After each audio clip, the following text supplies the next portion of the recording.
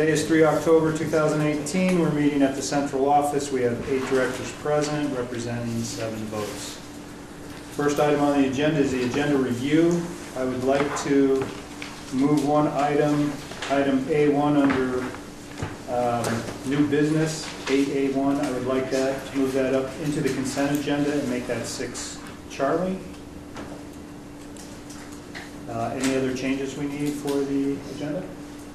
So you're making that 6C, is that what you meant by Charlie? Yes. Thank you.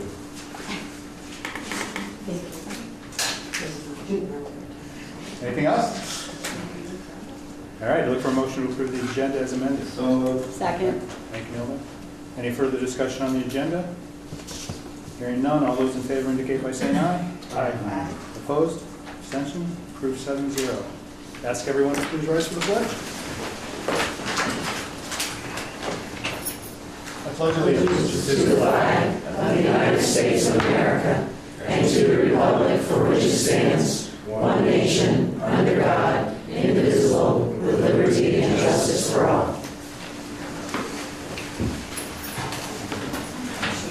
Thanks, everyone. As always, we open the meeting with any visitors who would like to address the board tonight. Well, that's unusual. Moving on. Item 5, we have a presentation on an upcoming internal field review, and I think that's Joan and Angela going to do that. Yes. All yours. Well, I'm going to come out of the corner so you can hear me a little bit. So we did provide an attachment, which Brenda has on the screen for you. And I want to give a point of reference. Some of you, being parents earlier years in the school system, or if you've been on the board for a while, you recall the state would give schools ratings through Nickelby, the adequate yearly progress, and they would set targets for schools in your math and English language arts. And they would put the targets going up, and if you didn't meet it, it was grades 3 through 8, then they would put some sanctions in. There was, remember, corrective action, all of these pieces. So that was really based on more of a discrepancy model, just trying to, and there wasn't a lot of supports around it, and it was the way they did it with the state. So with the changes and the assessments, and as you know, we've implemented the SBAC, and you've seen some data on that. The state, this is a new piece for all the schools in the state of Vermont, and it's two-pronged in terms of how they're looking at schools and giving feedback. And one is qualitative and one is quantitative. So what's going on and what we wanted to explain is a little bit of both of those, but one piece is the qualitative, which is the integrated field review. We had a training a week ago, Tuesday, and there were schools, I think from 4 or 5 other districts or supervisory unions, depending on what their structure is, and we were trained by the Agency of Education. So this will be occurring for the Maple Run District next Wednesday, October 10th. And there's going to be a mix of people, could be teachers, support staff, administrators from other schools will be coming in, and their review will be of documents which we have provided. We're going to set up interviews with students, parents, teachers, and also observations. They're going to get to go into all of our schools and just see what's going on and be able to ask some questions. So this is the more qualitative piece. Out of this, there's no mention of any specific school, so this is about Maple Run. There's no mention of any specific teacher, student, anything like this. They're going to provide at the end, and the areas that they'll be looking at are related to the school quality standards, and those are in the bold underneath. That's academic proficiency, personalization, safe and healthy schools, high quality staffing, and investment priorities. And those areas, we got some training in providing evidence, so we tried to really look at how we give some feedback in those areas. At the end of the day, when they're going to sit down and have some time to do some write-ups, and they're going to give us 2 recommendations and 2 commendations. They'll give us some feedback around that. The idea of this is for different schools to look at what others are doing, get some ideas, share some feedback, and create a collaborative process. The team from Maple Run is going to be split up and going to other districts and supervisory unions between the middle of October and the beginning of November, so we're going to help each other out. The back page that's on here, and Brenda can scroll down, is just a chart from the Agency of Education. These are the same school quality standards. This is more of where they're going to pull the actual quantitative data, looking at academic proficiency. So that'll still come in, they're still going to look at what the scores are, but that's not the only thing. It's going to be a bigger, broader picture. So you can, kind of take a look at just the different areas that the data points they'll be looking at there. But they're also going to be looking at asking questions and looking at some more qualitative data around those areas. So I don't know if you want to add further. You did a great job. She likes it, so. So that's just an overview, and we wanted to make the board aware that this will be going on, and we've worked really hard. Joan and I are helping coordinate it for our district. We've had a team from our district, lots of folks helping with this, and the schools are aware, and basically business as usual, come visit. I guess we're having the regional, the local spelling competition at SATEC the day they're coming, but hey, that's what happens in schools. Things happen. Jim, can I ask you a question? Yeah. Yeah, and so who did you ask for this, or does AOE do this, or is it a combination? Or is it just some a local assessment practice that we undertake? We need to do it. Okay. It's part Well, of it. it says it's from Agency of Education. I didn't know if there was some sort of requirement you were fulfilling. My understanding is a requirement to participate. There are different timelines, and I think we're one of the earlier groups that are doing this. I think there was some were last year. So I know there was one district that said, hey, can we wait and do it? So you can, the timeline, you can certainly, I think, participate in that, but the expectation is that schools, districts will participate. And they basically divided us into 3 groups. So every 3 years, another group gets done. So every 3 years you happen. So every year, 1/3 of the schools and districts in the state go through this integrated field review. Was it useful last time? We've never done it. This is going to be the first time we're going to go through So it. yeah, the 3 years started, the first year was last year, there was a group of schools, we're the Okay. second group, and then all the rest will be next year. So it's all new, and we're gonna give it a try and see what information. And also, I think it'll be interesting when those of us that go visit other schools, what we can learn and information we can bring back and help us in our development of our systems and supporting our students. There might be some ideas that we can bring back to be useful to Maple Run. I hope so. I think that's key. Mm-hmm. During the first year, did any Maple Run people go out? No. We're all now. It's all done regionally. Yeah. So the second year was basically the northern part of the state. The first year, I think, was the southern part of the state. And just to clarify what Angela was mentioning, in the past, we had No Child Left Behind, which, as she said, was quite punitive. And in my humble opinion, didn't get us anywhere. And now, as the federal government has gone to what's called ESSA, which is the new child, No Child Left Behind. This is the way our state proposes to handle the accountability of their schools. What's ESSA? I can't interrupt. I knew you were going to ask that. Every student succeeds there? Yes. Yes. Every student sees 2S. Good for you. Good. It's on the wall. And what, as Angela mentioned, what is good about this is it's not punitive. We're still held accountable, but not in such a way that you're going to lose something because of that. And if anything, you're going to gain.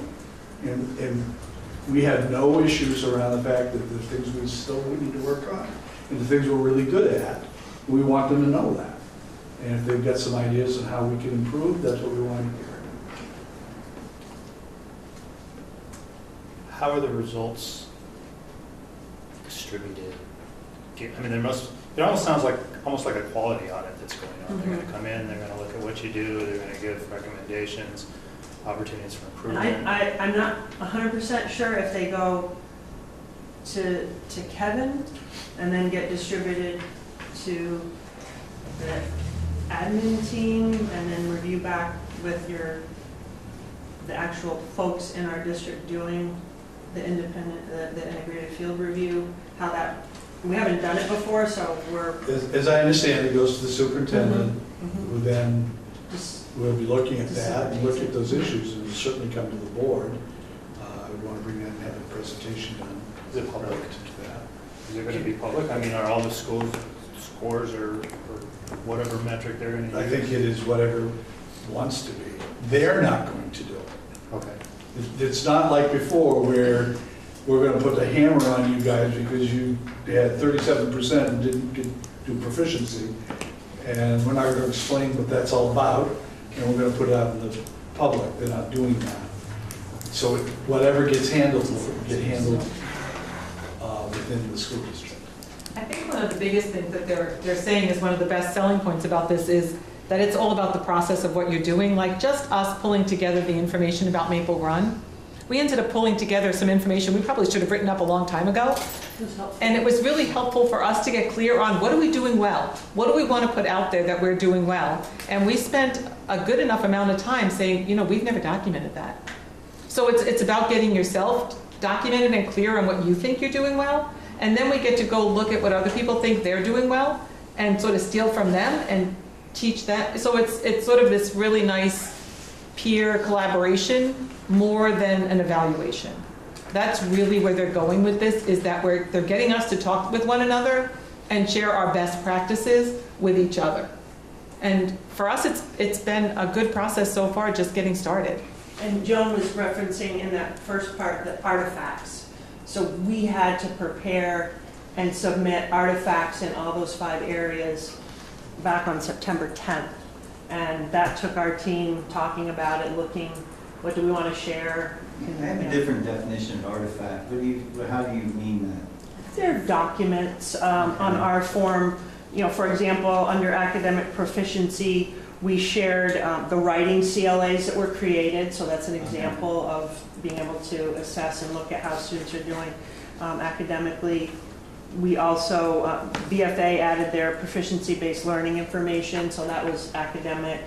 So personalization was example of TLPs. So we just added actual documents onto, it's basically, we used a Google Doc, and they're connected and they're open so that folks, whoever they are, can actually open it and view it and get the information in all those areas. So they collaborate with you as they're putting together their final analysis or ask questions? The group that comes will do that, and they can ask questions So during the day. then you'd have a public document or a public report? Or?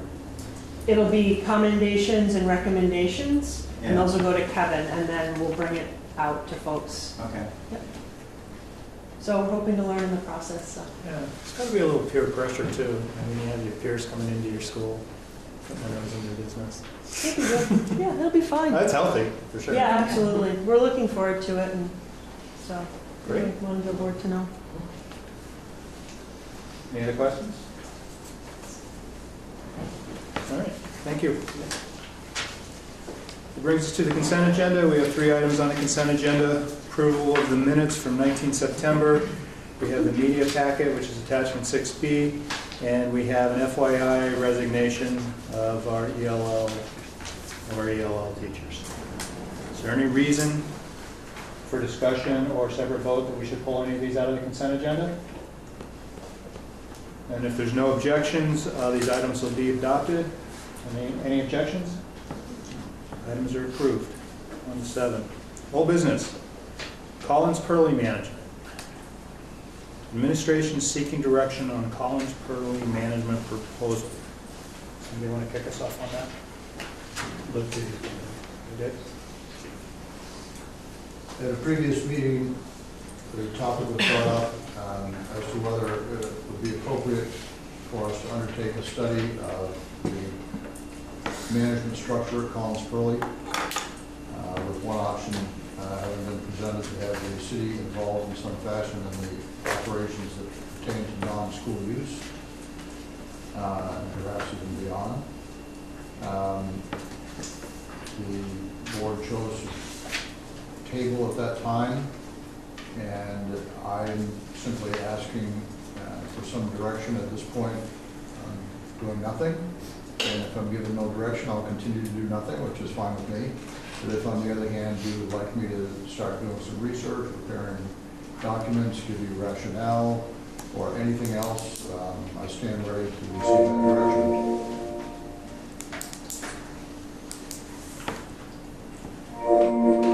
No. I think I missed that meeting, but what's prompting all this? Dave? Pardon me, Well- I had a late supper. What was that? Al had a late something. What's prompting it is a series of events. Probably the strongest catalyst was when a group of people who had previously wanted an ice rink to be built at Hardak realized that it was probably more practical, if a rink was going to be built at all, for it to be built at Collins Purley.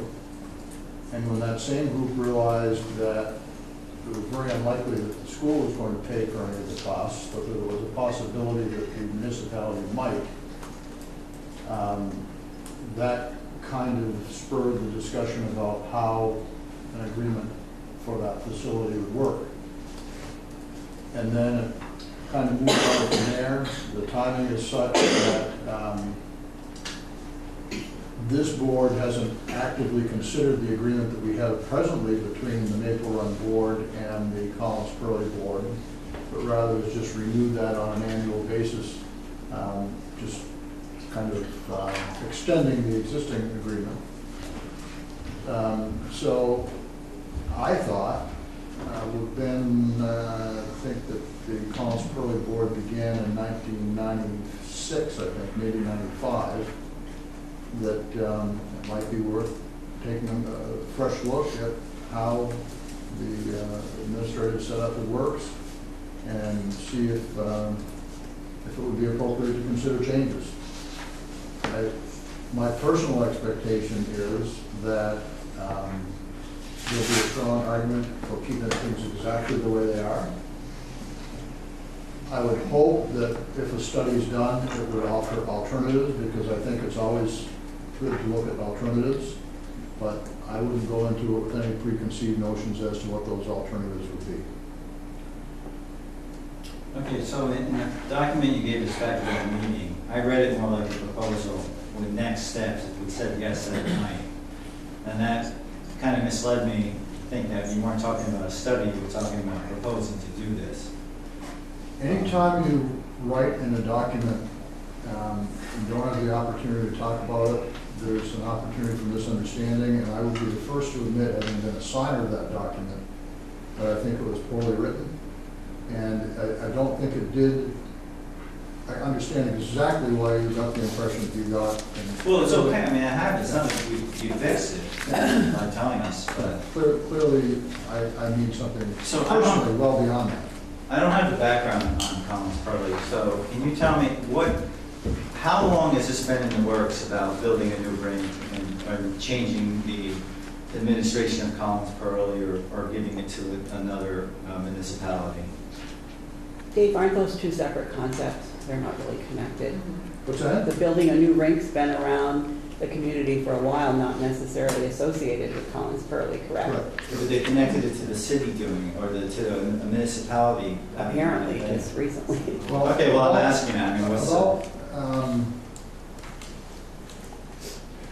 I have notes on all this back at the office. I didn't think we were going to get into all this tonight. Probably 10 years ago, we redid the rink. We put in a new compressor system, new floor, new lots of stuff. At the same time that was done is when we put in the new lights, the new track, new floor on the tennis court, so give you an idea of what the timing is. At that time, we realized that there was a push to add a second rink. And in fact, when we built the rink that we built it in a manner that would allow us to utilize, to share some of the equipment for the first rink for the second rink. So it goes back at least to then. You may recall a committee called Opportunities for Growth. That was the committee that first came up with a proposal to build the connector between the two buildings of the main campus, to do a lot of stuff at Collins Pearly. That was probably 10 years ago. And in that study, it was determined, and that's when we did the PAC, came out of that. In that study, it was determined that there appeared to be enough demand in the community to have a second rink be able to be supported, financially supported. So this whole thing's been around for a long time. Okay. It was just the catalyst when, I guess I'll take some of the credit or blame for it, when people started talking about, originally they were talking about doing it at Collins Pearly because they wanted full autonomy. The skating association didn't want to take direction from anybody. I don't blame them. When they started to realize that they couldn't afford to do it there and they had to look at Collins Pearly, that's when the city got involved, because you may know that the city now has management authority over Hardak, so they kind of got involved in that whole thing. And then they said, well, you know, maybe you would be willing to help a little bit. You raise some of the money, we'll come up with some of the money. Saw the money was short, came to us. I said, it's going to be a board decision, talked to the board. The board said they were open to the Collins Pearly board, said they're open to the possibility still of having a second rink there. And then we get to talking about how that might work, and that's where this thing came from. So, and this, I guess, what I don't understand is why there's a Collins Pearly board at all. And, I mean, it seems to me like that's what we just got rid of when we came together as Maple Run. We had, each school had their own board, and then you had your SU board. And now Maple Run board is over all the schools except for Collins Pearly.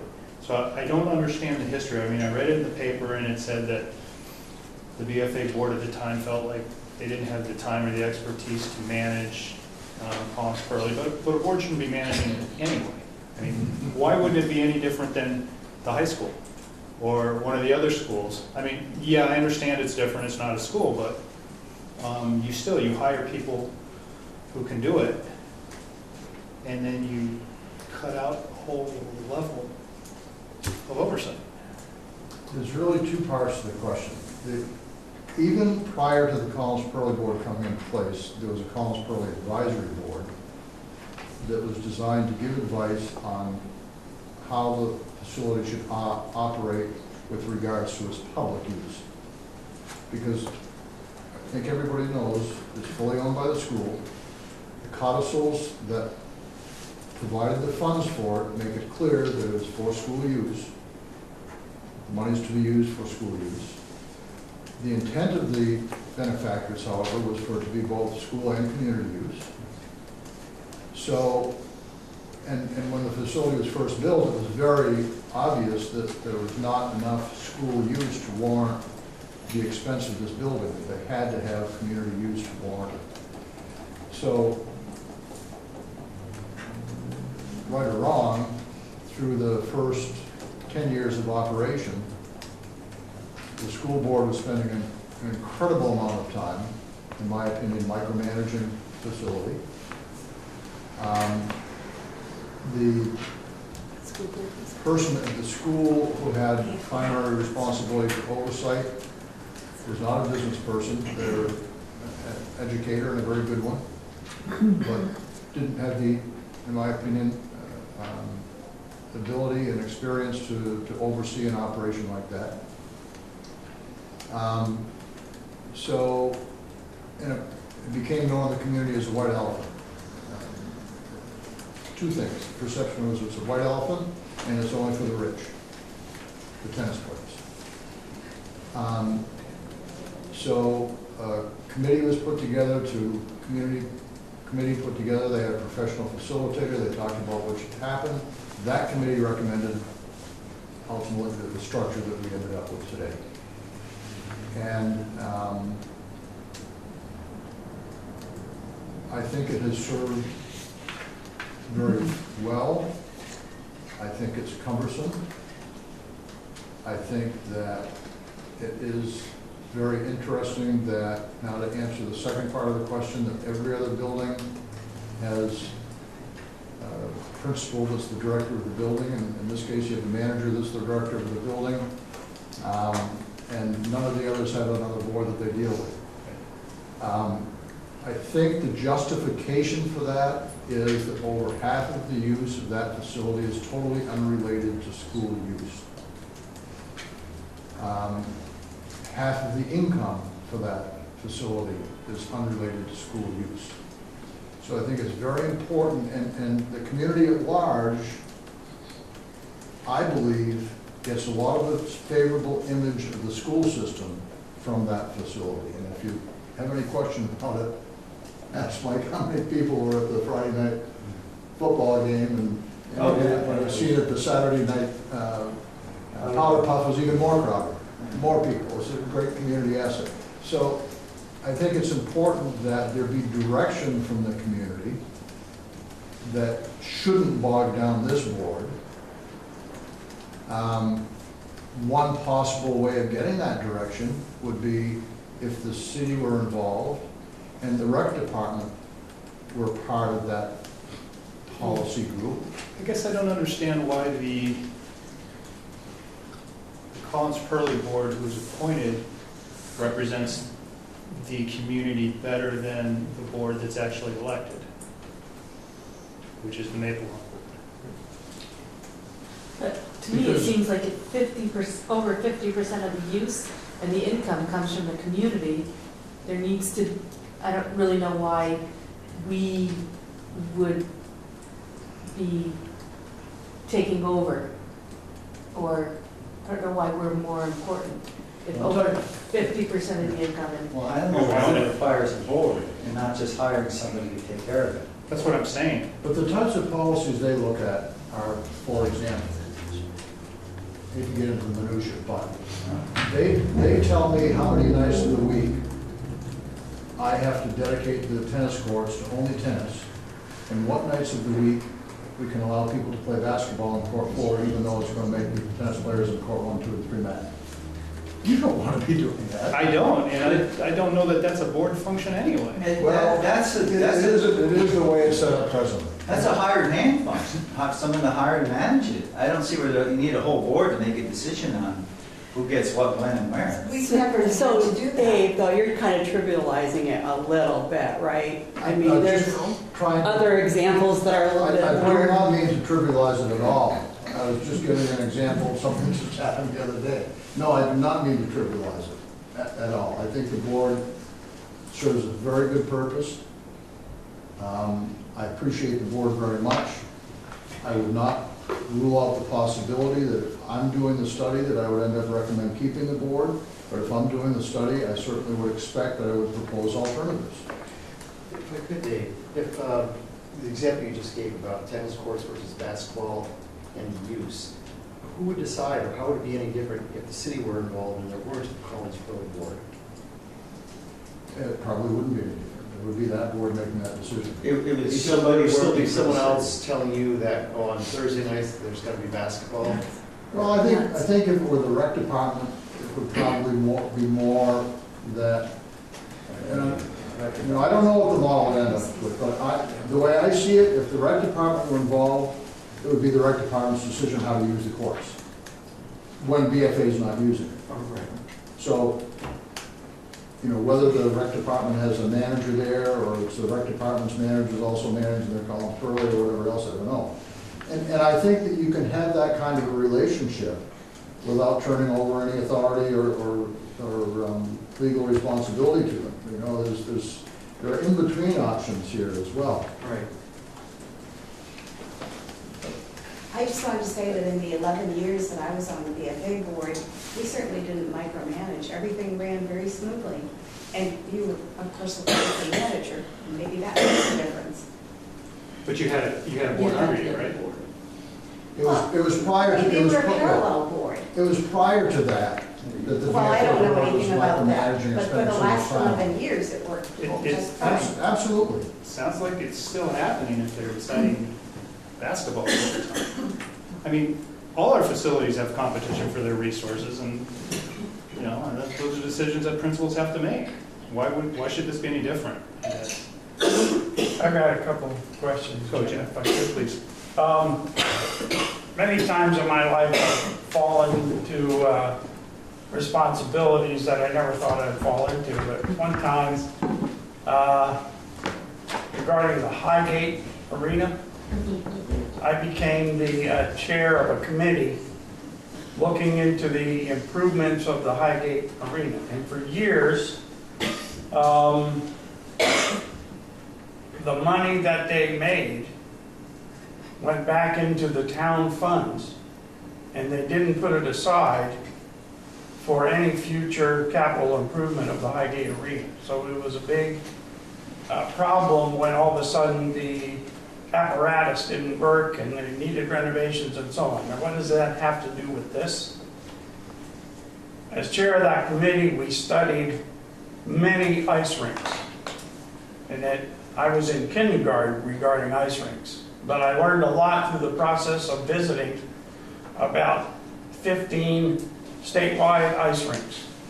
And some were going bankrupt, some were struggling, and one or two who managed their time properly were successful. And they had, you know, it was the management of that rink that made it successful, time-wise. So I learned a lot through that process. So what I'm concerned with this is if the Collins Pearly situation went into fiscal problems, who's responsible? And I think it's the Maple Run School Board. Sure. So my feeling is that it's okay to have an advisory board. It's okay, I really feel strongly that there should be management in control of how it's operating.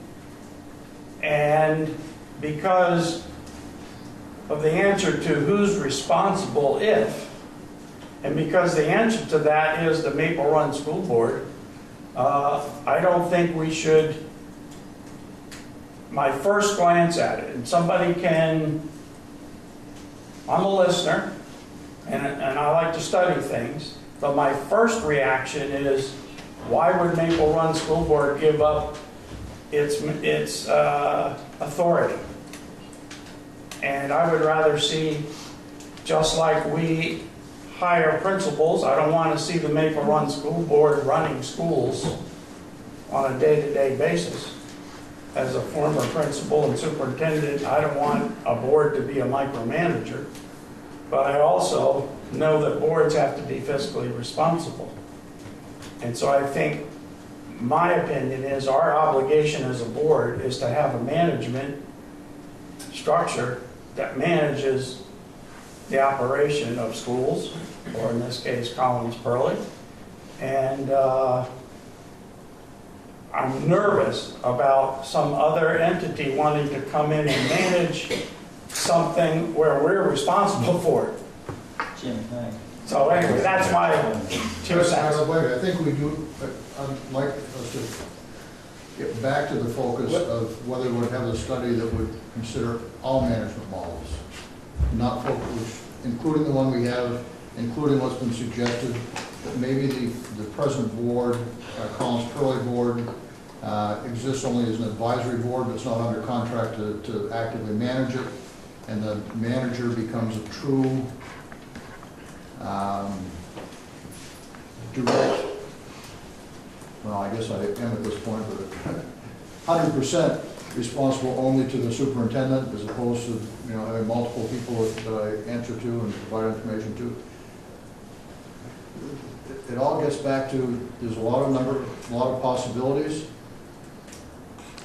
My suggestion is that we should study those possibilities, and if we're going to do that, I would suggest that if you all write out any questions you might have, any specific directions you'd like that study to go in, table discussion, table the whole topic, well, or you can vote for a study.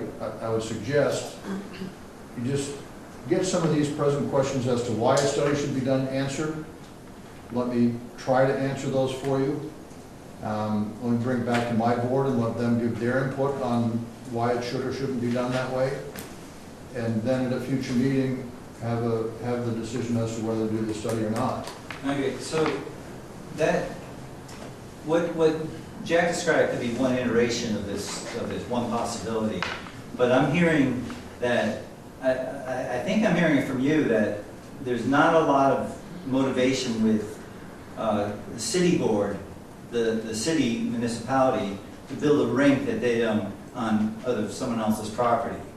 And then it was been suggested, I think it was in the paper, one of the articles, that one of the things that was being talked about is turning over the facility ownership to the city. And if that's the case, I mean, I don't... That's not an option. That's not an option, okay. All right, because... It's against all that trust and, Yeah, I know that, but that was some of the things that came up, and Well, I suppose you could have the city lease the property the rink is on. And that was my second question, Dan. You could do something like that, which is basically what happened at Coop Field. So I don't think the study should focus on, I mean, the ice rink that's perfect. That's to the side. Absolutely. We need to look at the structure here. And that's, if there's going to be a study, that's what we need to look at. Absolutely. And I like your idea, I like his idea of, let's get some questions answered, why we want this done. I'll get to you in a minute. Why we have, the purpose of the other board,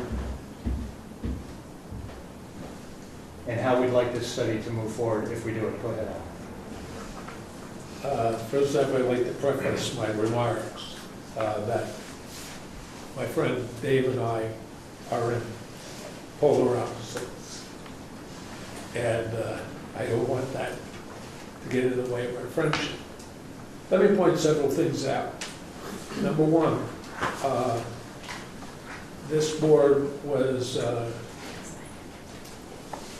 politicized on a Saturday morning when an issue appeared in the St. Albans Messenger about what transpired here, where we haven't taken any vote at all. So that's discussed. But there was a nice picture painted, so I want to paint that same picture. Number one, all the lists that were in there about community involvement, RISE, Vermont, SASA, and everything, we've done that. When community have asked us during recreation time, recreation to do certain things, Dave has come to the board, and the board has, without too many exceptions, always allowed for the community involvement. So, and if you look at the numbers of students and community members and people that come from all over the College Village, it's a fine-tuned machine that's been running. So, my father used to put me aside and he would give me a little advice here and there. Don't work harder, work smarter. And if it isn't broke, don't fix it. Now, there may be some portions of it broke. Those you can fix. But to wholesale change, to give to the city, let me point out what the city is doing now. Hard Act. And can I point out now that Yeah. Hard Act was turned to property-wise? They're spread thin. Secondly, yeah, it may work well right now because the recreation director and the assistant manager at the college Spurley are good people that have operated well. That's fine. And What married, happens right? 5 years down the To each road? other. Yeah. And married to each other, just Yeah. call it a spade. So, my point is this: let the city do the city business, and let the school system, which includes sports and activities. And if the Maple Run Board does not want to have the Collins Burley Sports Center, you have the board, you have the option of curtailing it. So what I'm saying is, don't sell the cart. So I'm against this, and you knew that from before I started. But I just wanted to let you know that we were doing everything that we're supposed to increase. And we can only increase it if DFA isn't using the facility. I'll be honest, I haven't heard any support for Collins Pearlie employees becoming city employees from this board anyway. And I know that was part of the initial study. That was part of the initial document we got in our board packets. Yeah. Yeah. So I don't think the board would support that direction. So can I ask, is there a profit made here? I mean, does this contribute to our line item? Martha, maybe it's better for you, or Dave? You asked me if there's progress has been made? Profit. Oh, profit. That can benefit the school budget-wise. You mentioned talking about saving money in this document because the taxes are... That would certainly be one of the questions that we'd look at. I mean, I can see several areas where it would be possible we would save money if we combine forces with the city in some way, city rec department. But again, my focus, if I were authorized to do the study, would not be just on combining forces with the rec department. If you're looking at the whole thing. But I have examples in my mind, but frankly, I'd rather not bring them forward because they're not well developed and they may not end up happening, and they may involve personnel that, you know, I just would rather not go there. But I can see the possibility of some significant savings. I can also see the possibility of some significant additional income. Possibility in both cases. I think there's enough of a possibility that it's worth studying. I don't know when it's all said and done, it's going to be worth it. I have to tell you, I have a real problem with turning over any authority over a school facility to anybody other than the school. That's my personal bias. So, and I don't even know if I'd be the person doing the study, but you know, if I'm the guy, I'm going in with that prejudice.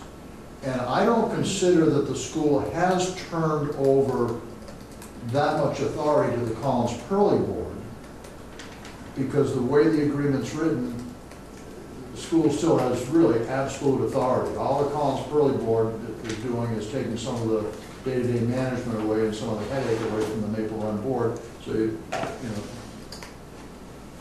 All right, well, just one suggestion I would have is I want to know how much this all costs. You said 50% of the facility is used for community use that people pay for. No, I don't think I said that. If I did, I... Well, I assume there's membership. You said over 50% of the uses for not related to school, and over 50% of the income is also not coming from the school. Okay. But it's pretty close to 50-50, as I recall. So there's money coming from it. Pretty close, and it's pretty much a wash. I think Collins Pearlie, as I recall, basically pays for itself with a little bit of infusion from the BFA board. And we own the employees, so that's the balance. Yeah, if you include that, it's yeah. So I'm not opposed to a study because it can bring information that maybe we didn't know about. I don't think anybody on this board is going to say, yeah, let's study it because we want to change. I think the fact that you're bringing it to us shows that there might be some opportunities there. What I wouldn't want to see is a committee come and say, we studied it, here's our recommendation, here's what you should do. What I would like to see is, these are the alternatives, don't make any recommendations, these are the pros, these are the cons, these are the pros, these are the cons. I've been to too many of committee reports where they come with a recommendation and they sell it. And that's, I'm not interested in that at all. I don't know about the rest of the board. Yes, my other question is, how much is the study going to cost? That's a great question. And do we have it on our list of My assumption priorities? was that I would be doing the study for you, and I'd be doing it within my work schedule, and I'd be working with the Collins Pearly Board to have them review it and look at things, probably working with Dr. Jurth and probably Martha, since she has anything else to do. But I didn't see hiring an outside company to do this. So with all due respect to Dave and his capabilities, I think we're doing everybody an injustice by having this, if we even go down the study, by having it done internally like that. That's just kind of biasing the whole thing. And not, it's the, what's that word, that bias that somebody was teaching me about? Implicit bias. You know, I mean, that's just there. Even though Dave has done a great job. Everything that I'm saying is not anti-Dave. I was actually very impressed when I got on the BFA board and saw how much of that management was happening there before we even formalized some of those other things. But I don't think it's a good idea for the team to do its own study, kind of. So who would? What Well, kind of so person? that brings me to my second point. When we talked last month and we talked about prioritizing stuff and you know, we can't go to every school and come up and like meet their latest request because we happen to be there. We're using that 5-year plan apparently to sort of make our priorities. I can't even remember if Collins Pearly is listed on that plan, but my recollection is that it's not directly. So is that on our list, on our hit parade right now? I mean, is this a priority? Have we been like aching and breaking over Collins Pearly since we've been Maple Run? Oh my God, look at all the time we're spending managing Maple Run stuff. I mean, it's been pretty much a non-existent problem since we've been on Maple Run. So I appreciate the discussion, but I don't know if we're there. Yeah, it's a great point. And I think one of the things that concerns so many people is this truly came out of left field at that meeting and hit everybody, and we're like, where did this come from? You're right, it's not in our 5-year plan.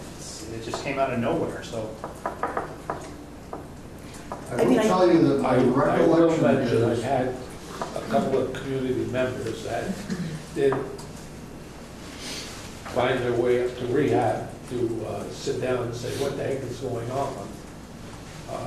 Not happy about it. Some people that been in the community, I had 2 that came up. One that called me. And I'm sure, because I sicked him on David, I don't know if he got to talk to him, but at any rate, in some areas of the community are vehemently against the city taking it over or doing anything. I had that same experience. I had people who've been involved with the FA board in the past who were horrified at the idea. but again, that's just one idea. I do believe there was an efficiency study of the school done about 10 years ago by a professional.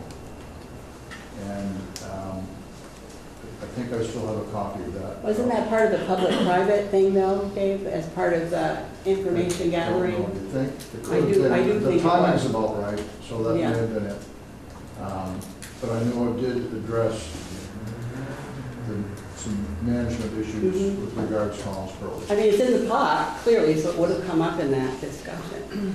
See, I think, just to finish my thought from before, I think if we were trying to address a problem, it'd be a whole different ballgame, you know? Like, what's the problem we're trying to address? You know, and that we would all be coming together saying, okay, we have to fix this. How are we going to fix it? Well, we have to figure it out.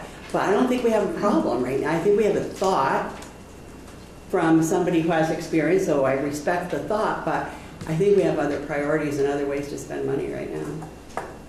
I mean, in the document, the motive was to save money.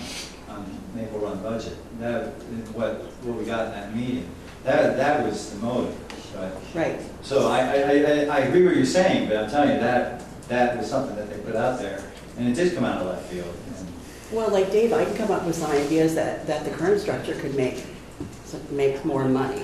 And I'm gonna save those until I need them too, but, you know, I mean, if somebody looks at something and looks at something long enough and has the experience, they can figure out ways to make a few extra bucks out of the deal.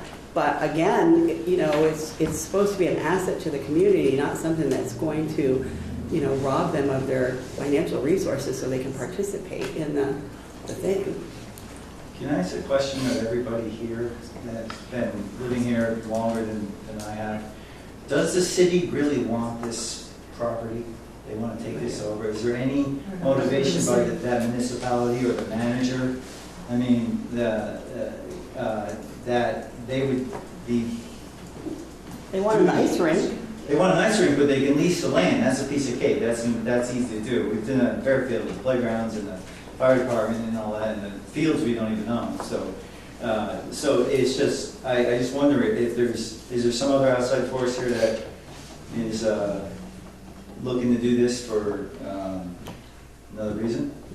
To expand the rec department? I don't know. Well, I think that the city feels that there's benefit to having all non-school recreation come under one department. I think from wherever this came from, that it wasn't really that well thought out. To do a study, let me tell you how many studies St. Albans City has done over the years. And each study costs several $1,000s. And it keeps piling up.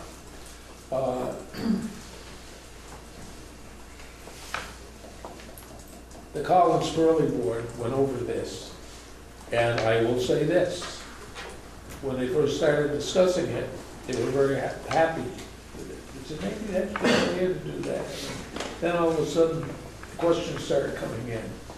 And then when it finally came to a vote, it was defeated.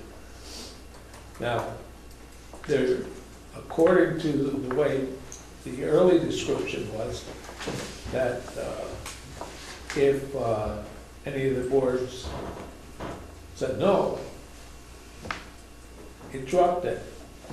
Collins Burley, which was a board that was one of the three, said no. In reality, that should have dropped. It didn't. And so now, this study is going to be, in some cases, I don't know, that something's wrong with the way we've been doing things. And I don't think that's the case at all. So you're saying there's no real parameters for stuff that we don't have any? So, Here's no problem. you know, if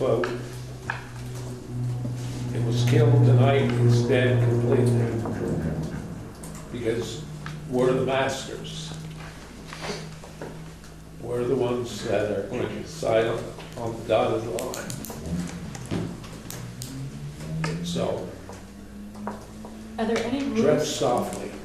Are there any rules in terms of the Collins Purley Trust surrounding this? Is there any what? Any rules in the Collins Purley Trust surrounding this? And so, You have some of them. yeah, Not in the- I guess I'm just wondering about that. How does that, I think about like the library in Fairfield. It's It was technically a never meant to be municipal considered. library, was set up with a trust. So the board of trustees at the library ultimately answers to the select board, but they're the ones that oversee the manager, the librarian. Then I would imagine there's some rules surround that when the Collins and Curley's family. If I could, Yeah, please. one of the major motivating factors for me, to be perfectly honest with you,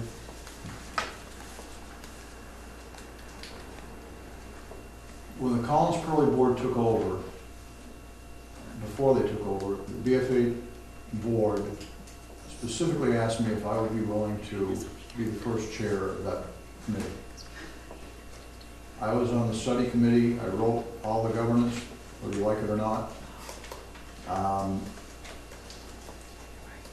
was the first president of the board. We hired a manager, he did a very good job. However, after 1 year, he decided to leave. It happened to be at the same time I had sold the business. I said I applied, I had to go through the application process, but the board hired me as manager, thinking that it would be a 1-year job for me. That was almost 22 years ago. I'm not going to be on this job too many more years. And I think that if there's ever going to be a time that we look at how the management structure works, that it should be, to be perfectly honest, I should be leading that study because I think I know more about it than anybody that you could possibly hire. Clearly, I feel that the drafts of that study, the early information from that study would be carefully gone through by the Collins Pearly Board and ultimately others. But I do think that I'm so dedicated to that facility. When I leave, I just want to make sure that it's being run in the best possible manner, with the best possible structure. And for that reason, I think if there's any chance that it's going to be, the structure is going to be changed, I'd like to be a part of the study that provides the information that gives this board the opportunity to consider what the options are. And as I say, it may very well be that certainly one of the options would be to keep things the way they are. If I were asked to recommend it, I understand why you would not want that. There's a good chance that I would recommend that it stay exactly the same way it is. But that's kind of where I'm coming from. But if you're that comfortable with the present situation, which I find interesting because I don't think any of you really understand the present situation because you've never studied it, another reason to maybe postpone the decision.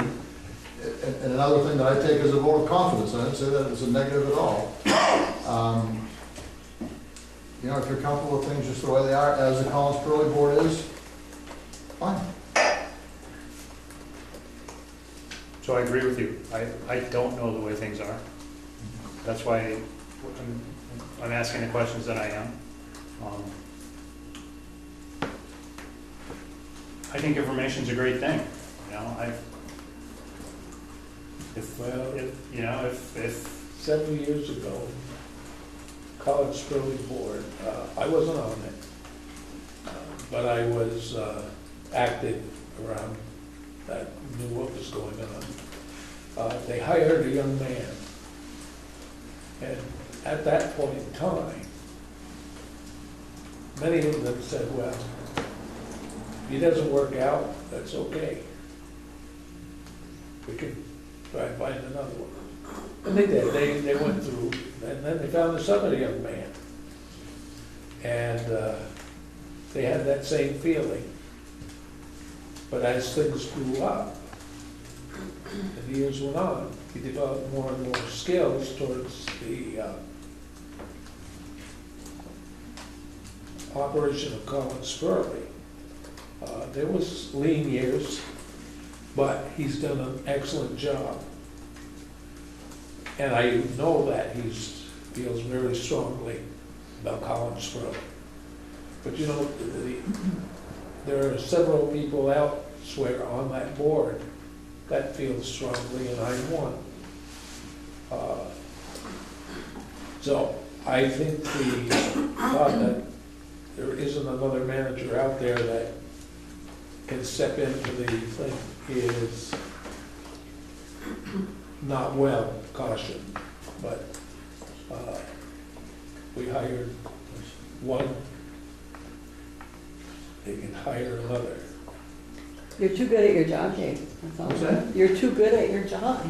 I hope I never said that. I didn't think anybody could step in and do No, no, I didn't. as good a job or better than I'm doing. Yeah, no, I didn't hear that, Dave. I do want to point out that we've had some lean years, but the year before the Collins Pearly Board took over, we sort of lost $100,000 and has not been in the red 1 year since. Well, you were young when you started.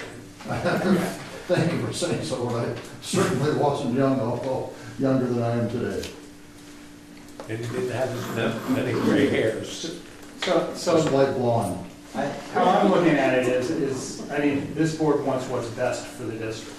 So how do we know what's best for the Well, district? I'm not in favor of hiring somebody to come in and do a study that's, doesn't have, It's a mistake. I think it's a mistake. I mean, we haven't done enough in-house work yet, I don't disagree with that. before we could do that. And, I mean, there's gotta be some, meeting of there's a rec committee too? Is that right? A recreation committee for the city? I mean, there's gotta be some other people involved. They just leave the city out of this. This is our deal.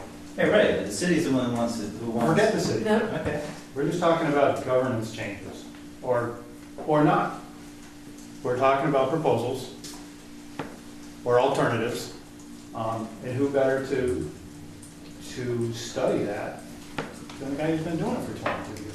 I agree. So can we not call it a study and just call it a data gathering session or something? Because you've got data, I'm sure, and you've got resources that you can get it from. But to call it a study has an implication to me, you know, where there's a result and a plan and a blah, blah, blah.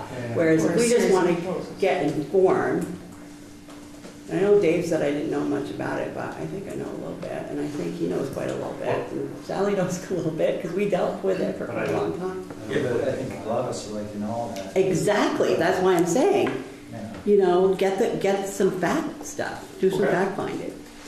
Don't call it a study, because like, I think that would be a mistake. We just need to understand. Yeah, I appreciate that.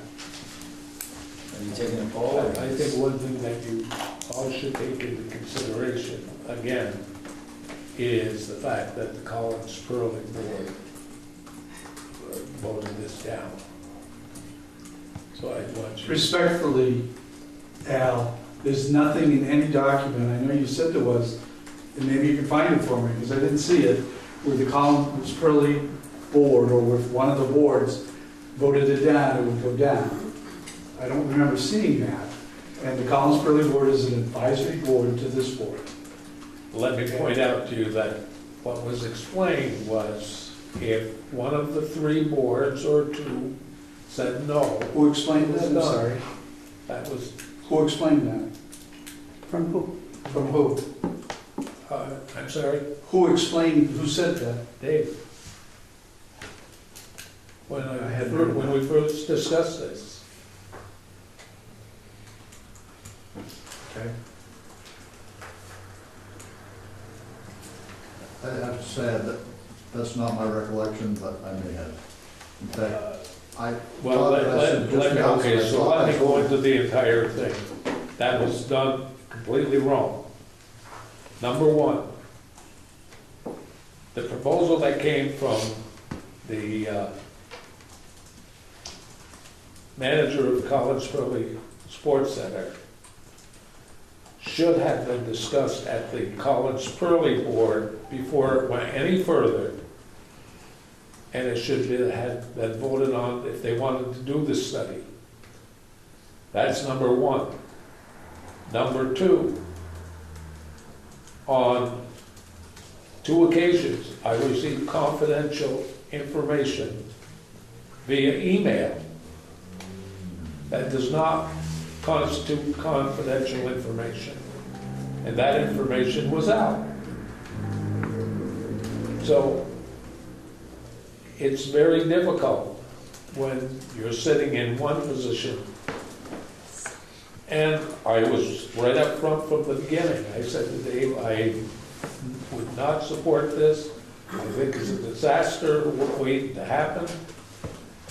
I said, but Al, can I ask you, do you see any value in Dave just taking this on within the scope of his his responsibilities now and looking into things? Let Is there me- any value in that? It's not a study, it's just re-examining something. When you're making a wholesale change, Um, that's a wholesale change.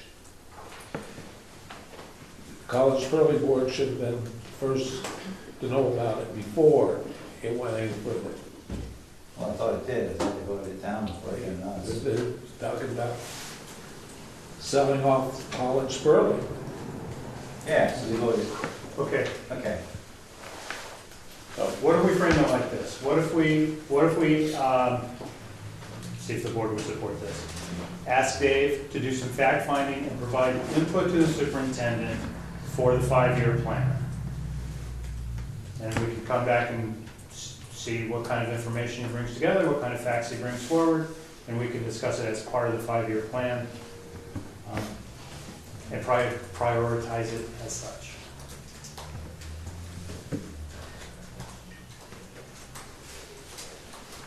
I would Does that support work the for everybody? fact-finding part. I don't know if you necessarily need to marry it to the 5-year plan. Well, to give it should be that- input to the 5-year plan, that's where I'm trying to go with it. Right, but It should be what to the it 5-year? falsely, Input.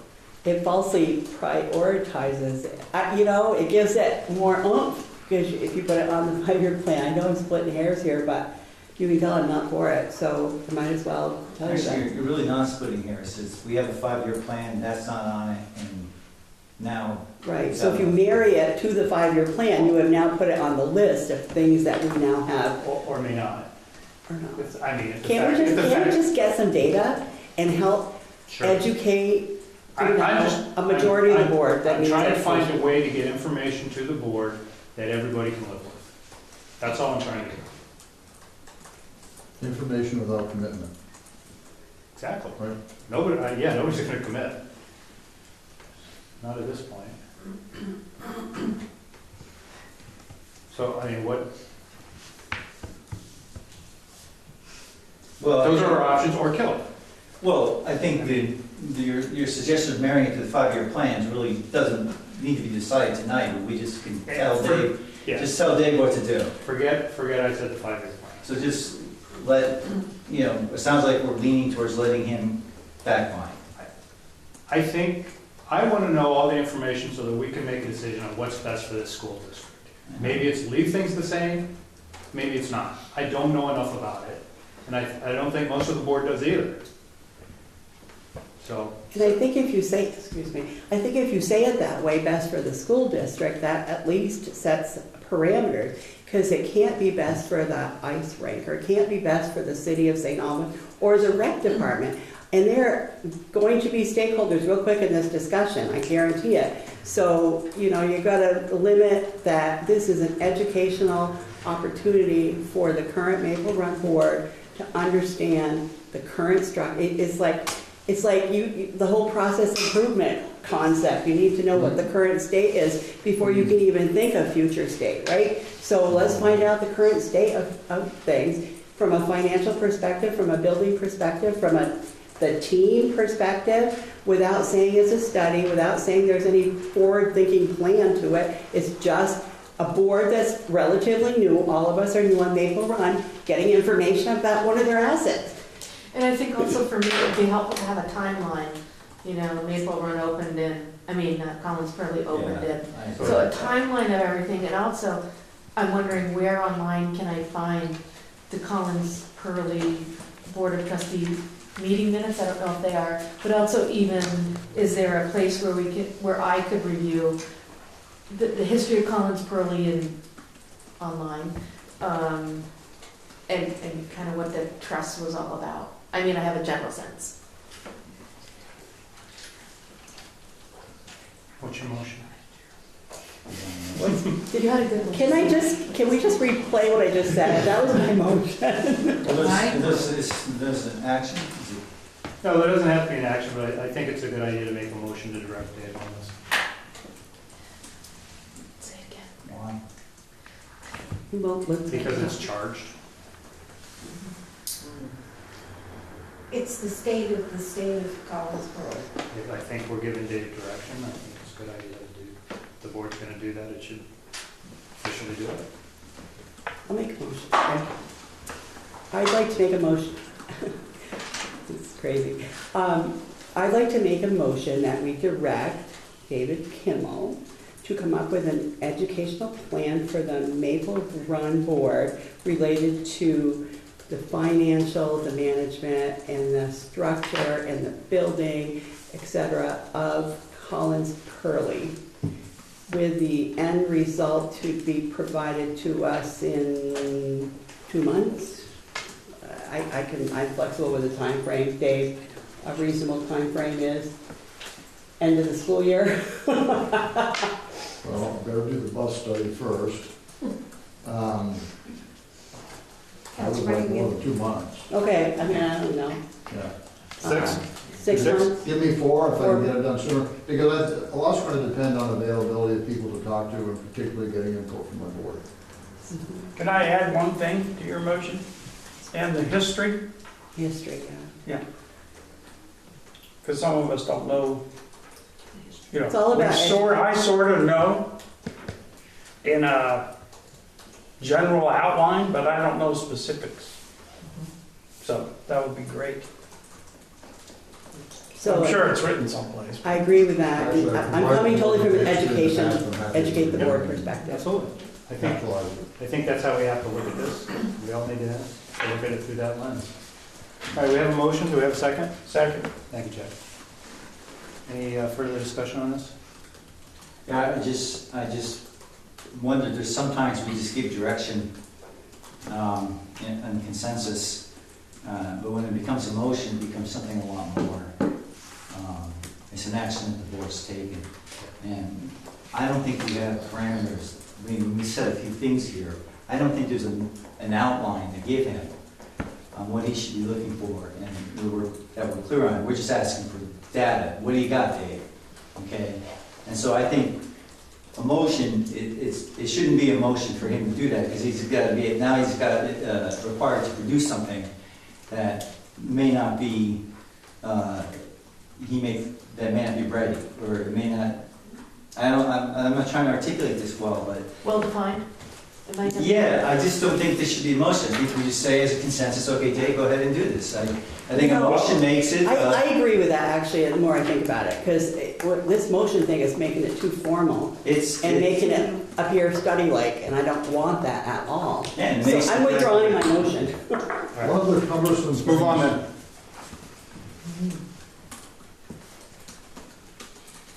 Do I have an action? Okay. Well, we Well, I haven't, want you we to haven't tell you done what the it. easiest vote is, to take a vote not to do it, but that's too easy, because Can I then make a motion? you can go on with the regular business.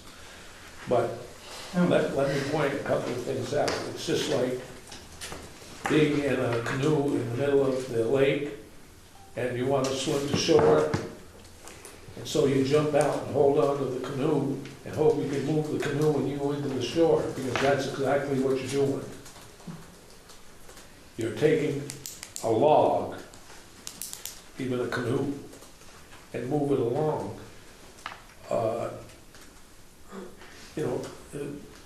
You're right. We don't want this to look like a study. We're looking into making a change.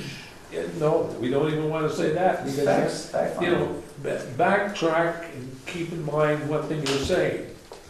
You're saying that what has occurred at Collins Pearly, and over these years, it's not worked. So now it's time to get something new because it's not working. That's not what I'm saying at all. But that's what this study is saying. Kind of like an implication. We take, That's what this we're study taking that is saying. stand if we have passed a motion for him to do that. That's fine. I agree with that. Watered down, yeah, there will be something for the Collins Pearly Board to do somewhere. It's not watered down. It's all, see, you can't paint a picture and leave half of it. You're gonna have to paint the whole picture. And that's what we're doing. We're trying to make half a picture, because we don't want to say no. Well, I don't know, I do, but the problem is we're being like fence sitters. You know, for my friends, you know, how are you voting, Joe? Well, that's good, that's nice, I like that. Absolutely. How are you voting, Jim? Yeah, I like that, that's good. You know, when you sit on the fence, you think, we've been elected to make a decision. The decision is there something wrong with the present structure that we have to go out beyond this present structure? There may be some things wrong with it, yes. But in and of itself, it's worked pretty well for the past 35 years. And I just want to remind, we've given people directions about I hear things. you. So. Kevin, I want to hear from Kevin. First, I thought that we were taking way too long on this. But past that, I would just remind the board, 3 years ago, several boards made a decision to look at another way of governing Franklin Central. They went to a study, they made the decision to go forward with a change in governance. They did that after getting good information out. And eventually, there was a change in governance to what it is now as Maple Run. At the time, there were lots of people that felt if it ain't broke, don't fix it. But it eventually moved into a different direction, and I think most people have moved to the idea that this was a good thing. What I'm hearing David say is the same thing. All he's asking for is to look into the possibility of changing governance and whether it's feasible and could be more effective. And just personally, I just never saw an issue that wasn't worth researching and talking about. And that's all he's asking for.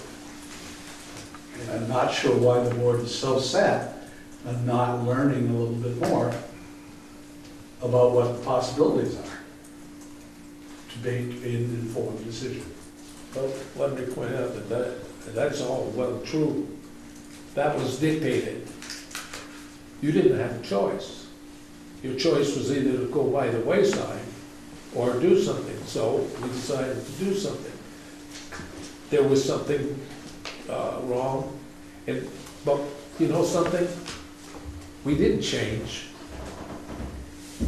We may have added Fairfield coming in and that, but we're still the same as we were before. No different. Well, Just we had 3 hours, I have to debate with you on that. We don't have you don't have the 4 meetings, Mayor. But in retrospect, it's All right, a guys, disaster. we beat this to death. What do you want to do? Move on. So my opinion is, I'm open for finding some information. It can be just consensus of the board, it doesn't have to be a motion. But that's where I sit. I'm open to get information about anything, and this would be healthy, I think. I've said that earlier. So, unless I hear a motion to kill it, we'll ask Dave to come back with some information at some later time.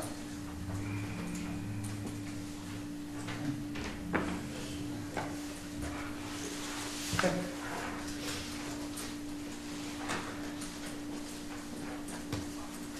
I don't know where we are And New business. There is a little background Okay. information from August of 2018. Okay. It's probably right in there. anymore. Okay, new business, we have some early retirements. Is this FYI, or do we have to approve these stuff? They do or do not? They do. Okay. So, attachment 8A2, is that what it says? 8A2. So they're in our packet. We have three Yes. requests for early retirement. Guess I can name them, right? Deborah Gleason, Joanne Scott. I'm missing the third. Paul Minter? Yes, thank you. Okay, so I look for a motion to approve those early retirements. So moved. Mike? I'll second. Question. Sure. Any discussion? We have the deadline of October 1st, and we said, but there's some information that said we could have up to 5. But we're done now, or are we thinking we would accept 2 additionals if they came through? We could. You did last year. Yeah. We had the same option, but then you chose to take some of them. You have that right. We can take more than 5. At the discretion of the board. See, We can take up to 8 Yeah, this year it's 8. at our discretion, but the deadline's over. So But we we can get- stop it now, or if it makes sense to us as a school district, if more come along, if it makes sense, we could approve those as well. Or not. Or not. But these 3 are a done deal, right, if we approve. yes. So this agenda's not accurate with the 5, right? It should have been an 8. You're right. Thank you. We did that, we were just trying to change that, and we never did it. I'm sorry. It should be 8. For year 2, it was 8. So we have to start over.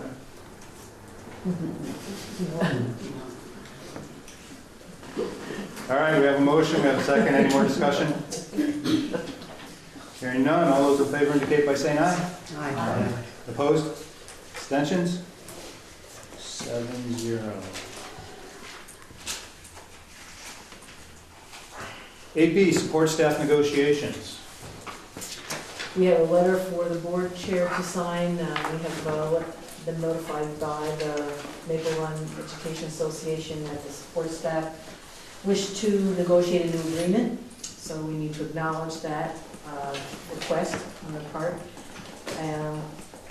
I need a committee that is going to negotiate, and a date for that committee to meet, and a date for us to recommend to the association for our first meeting to negotiate.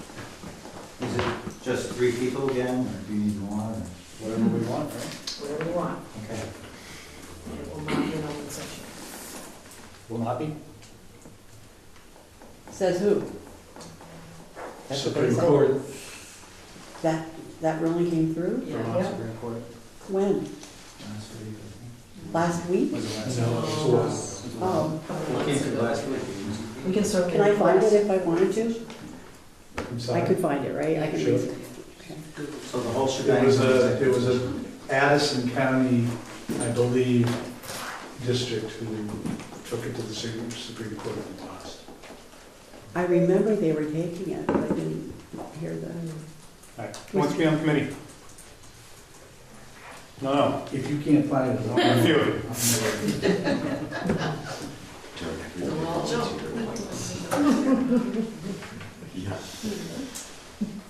Who was on it last time? So it is Mike and Steve and Al. I Okay. think I stepped in for Al, right, at some point? Did you? Yeah. They did a good job. You did a great job. Hint, hint. I I'm out. think I might have a conflict.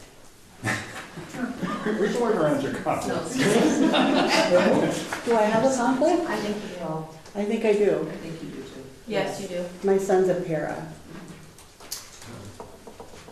Oh, yeah, that's okay. So who's not here? Nina's not. I told you I was gonna give her something. All right, Nina's on it. Nina's on it. You want to do it again? Jeff will be good. I got it, I can't do it. I'll do it, no one else wants it. Nina and Jack. Jeff isn't here.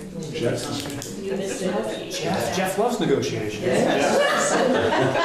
I'm just saying, he does it as a hobby. So you got Nina, Jack, and Will? Jeff. Steve?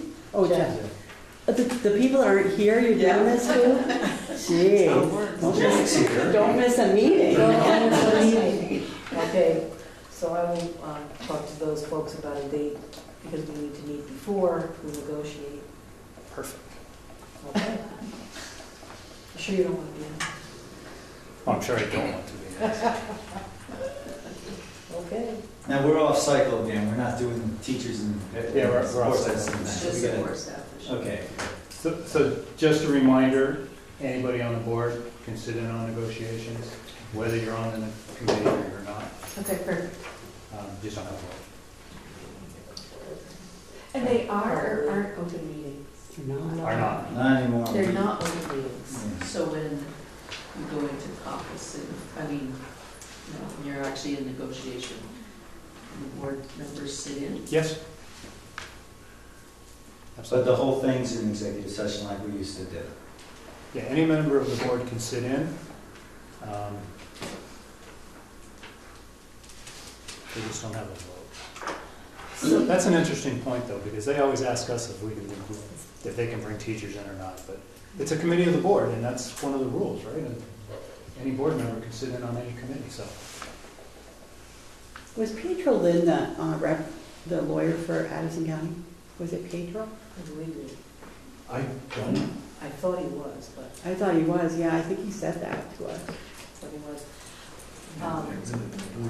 So Legal. I have You a want question legal- to. do you want legal Well, representation? It's okay. I didn't want it last time, but we got it. So, but I'm not doing it now, so it's up to these guys. And two of them are not here. So maybe Jim has an opinion. This is from I'm Dick. sorry? What Do did I we want legal to take the lead? No, I think that's a discussion that these folks have to have with you guys, the committee, with you guys, and Kevin. We need to understand what we expect to come at us and what we want to bring, and then if it looks like it's going to be difficult, maybe we will. So Kathy, we should set up a committee meeting Yeah, relatively soon. relatively soon. Not too soon, because Jeff is really sick, so. As in not in this week. Tomorrow. Let the guy Not tomorrow. recover. Don't even tell him yet, let him get better. Wait 2 weeks before you let him know. Send him an email, a little calendar note. A meeting invitation. Will you CC other members of the board? Sure. Or could you CC me? Yes. For the committee meeting, yes. Yeah. Yeah, That'd be great. I think for all the meetings, the whole board should be CC'd on. Okay. So did you Just want to remember be though, on the board? probably, that you should not respond back. No, you would Okay. be CC. Well, you'd be CC. But you'd be CC. I would like to learn more, but I don't want to be on. Well, he didn't know, he was first year last time around. He's a brilliant man. And we talked about this beforehand, Mike. Okay, Okay, He filled me up. Yeah. good. okay, so we're good with support staff? Yes. Thank you. October 17th, which is our next scheduled meeting, is supposed to be at BFA. I've already been told by 2 or 3 people they're not going to be here, the superintendent's not going to be here. It's a really light agenda. My take on it is to just cancel that meeting. I don't know how the rest of the board feels. Breaks my heart. Everybody's brokenhearted. What that means is that our November meeting, by the way, we only have one meeting in November too, will be at BFA. No? Not here. It should be our next meeting. Which would be, No, the next one is at Northwest Tech. We gave it up for them. Oh, we did? There was only one in November, so they got it instead of us. Oh, So where is the November meeting? Here? Northwest. Texan. It's scheduled for the Tech Center, that's Okay, why. so that, I'll So make it the should be the motion. first December one would be. Was there a reason we moved the tech to November? I couldn't remember. There's only one meeting and it was the second meeting date. So So you want a instead of motion? having them miss a meeting, we put them Yeah, we're just trying to figure out where it's going to be and how it's going to affect the rest of the schedule. Motion or So to cancel the meeting? Yep. in. The first December one that should be here could go to BFA. All right, so Mike made a motion to cancel the 17 October meeting. Second. Moved and seconded. Okay, now we're in discussion. So, How would that affect the schedules? So we're canceling the one that would have been at DFA, the next one would have been at Northwest Tech.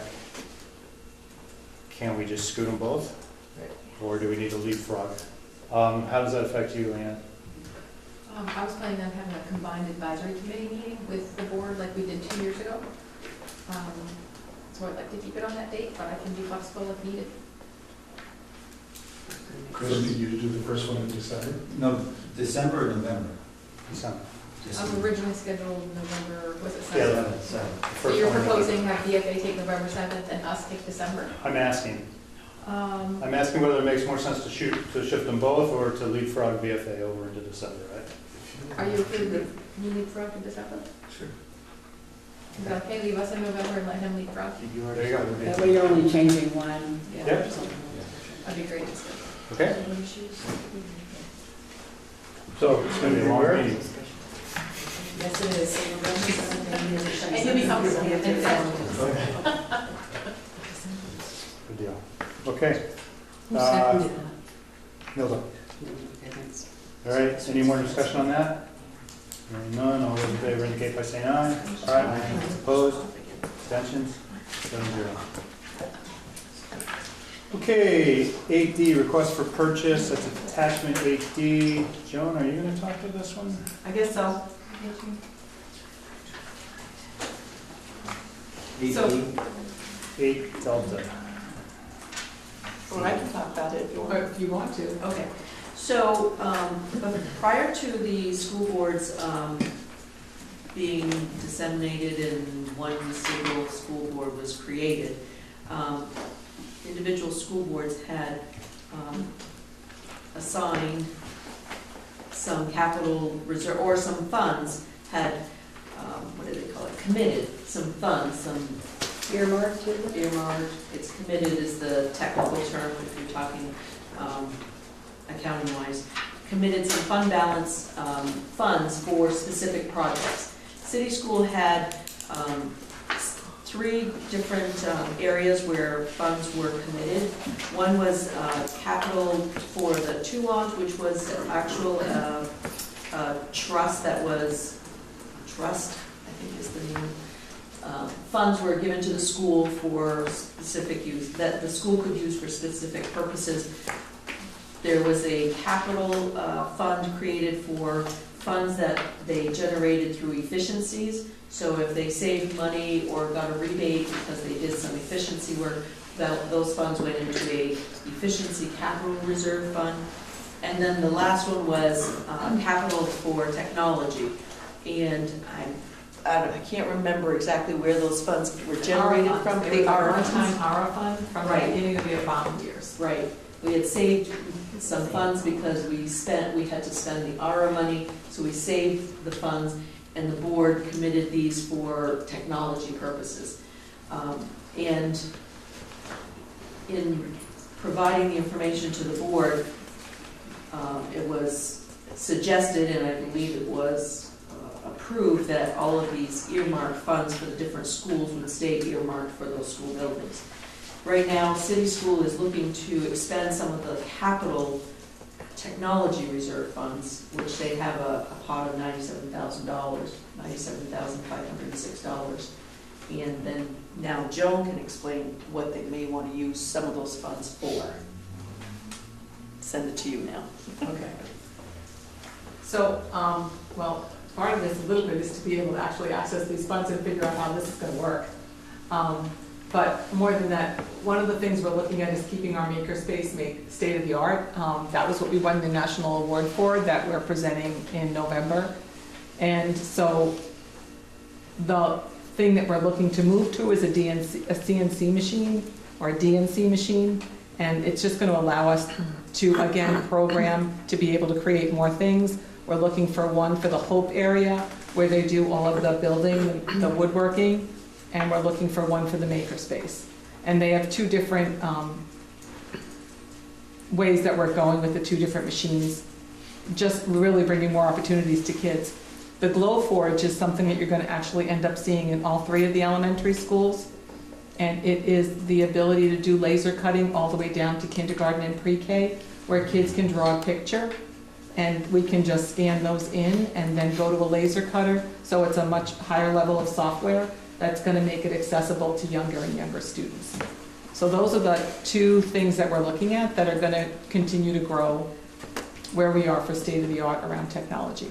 That was the intent of the funds when we put them away, is that we wouldn't lose the technology edge that we had created as a community.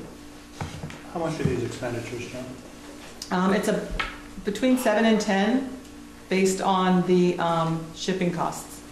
And there's 96,000 in the Yeah. fund? Or 97. 97. And it's all earmarked for city school, it's all earmarked for technology. Correct.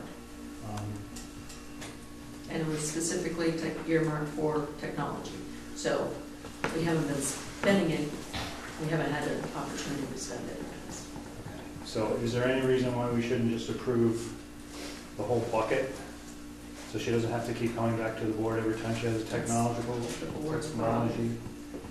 And maybe with just an FYI to the board that this money, this our money was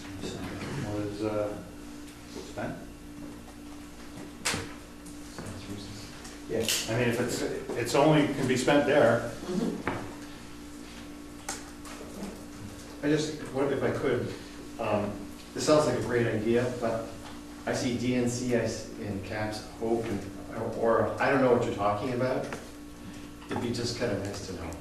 So HOPE is the organization that you sort of presented the student internships, and they showed you their woodworking and the stuff that they do. So a DNC machine is a device that... It's It's a yeah, digital program. numerical.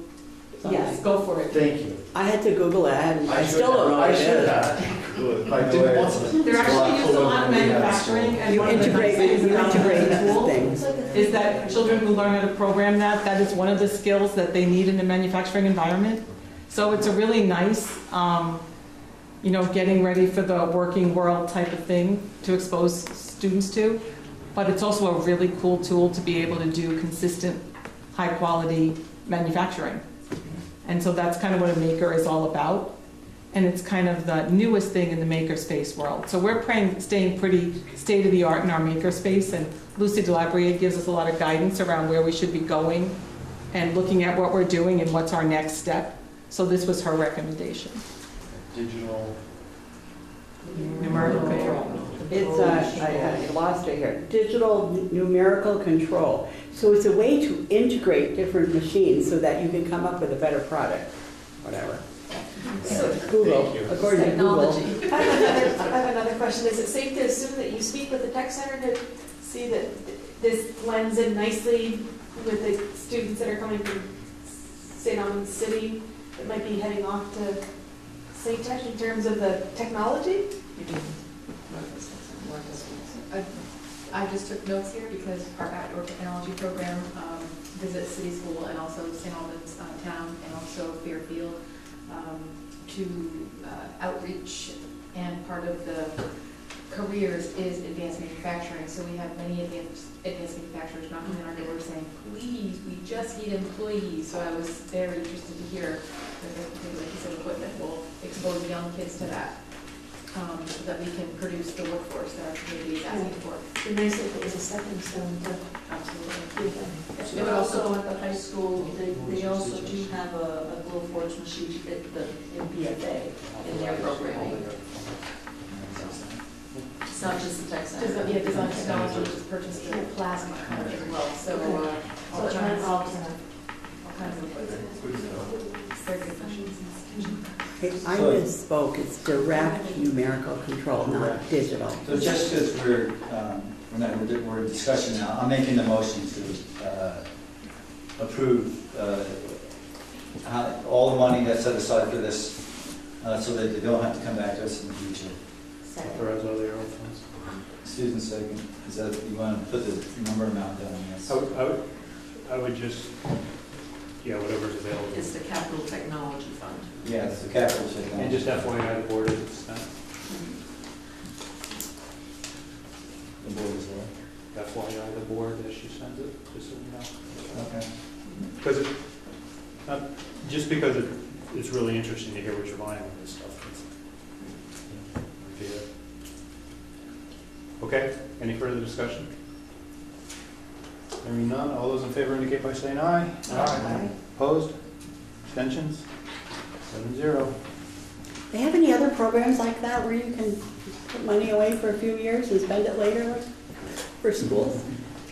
I'm serious. I think I remember setting that aside when we were on the city board, Yeah, it is. It's- just for that purpose. Yeah. Pretty cool. That's a chunk of change, too. Okay, warrants, we have warrants. Motion to approve the warrants. Thank you, Mike. Second, Goes out. Just one quick note, I noticed we spent a lot of money on fiber. Was that a lot of fiber? It's 44,000 from Consolidated. Yeah. Is that's that part all of- down here or No, most of that was up in Fairfield. up in Fairfield? But there So, was some throughout the whole district. okay. That's all part of the phone system upgrade and the, Yeah, I figured as much, I just want to clarify that. Thank you. Anything else? Have a motion to approve the warrants. All those in favor indicate by saying aye. Aye. Opposed? Abstentions? Approved 7-0.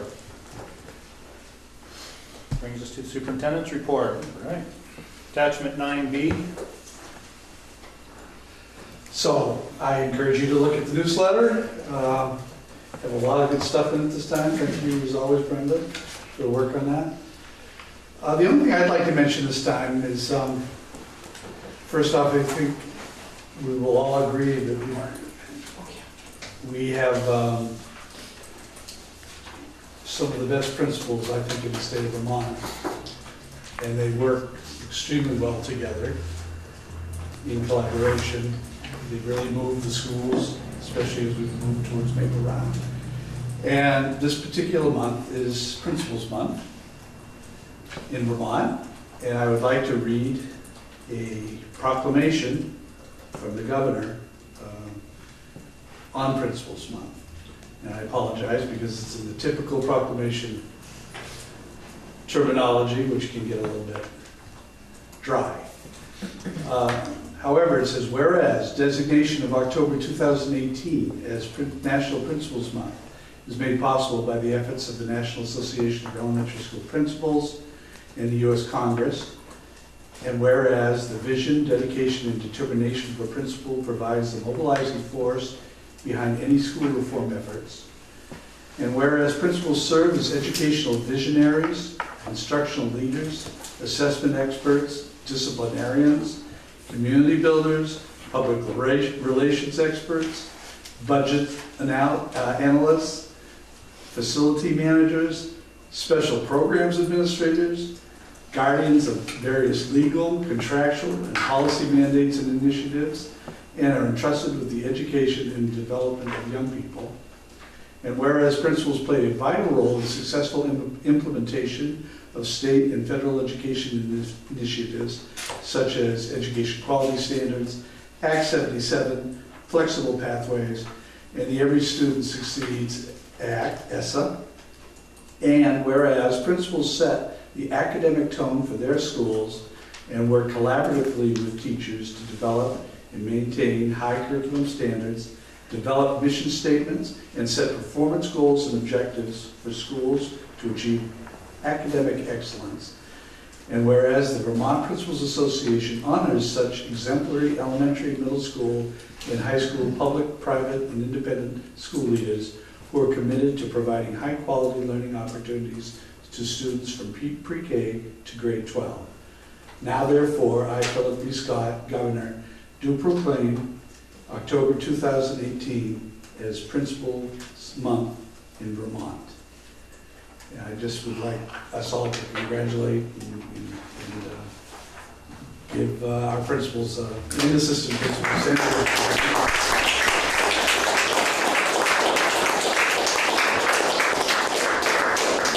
Did you guys know that? Did you know it was Principals Month? I missed 3 days of it already. And that's it. Okay. We have board administrators coming around. Yep. Central Office Administrators. Kathy, it's been so long since we've heard from you. I know. Well, we are still doing some hiring. We have been to the state licensing board and look like we are close to being able to hire a driver ed instructor. We still have 2 para openings, but we're feeling very good about where we are. We are also not going to let up on our recruiting efforts. We are headed to a job fair at Johnson State College. It's not called that anymore. Northern Vermont Universities, October 18th. And we are working with staff on a number of issues, licensing. One thing I would say that's kind of interesting is that this Me Too movement and Supreme Court nomination has brought out a lot of conversations and issues for our employees, our former students, a lot of folks, so that it has made it very clear that it's not just a conversation, it's a change in culture that we need to address with all of our staff as well throughout the district. And then most of my time in the next couple of weeks and months is probably going to be spent on negotiations. Wow. So I do have a list already for the committee for them to look at. Things we might want to put on their bargaining material. It should go quick. It should go very quick.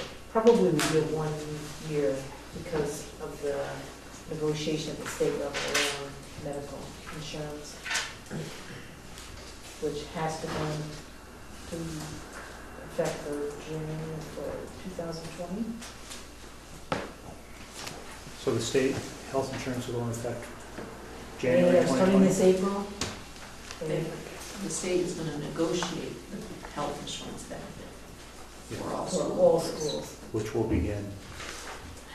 I don't know.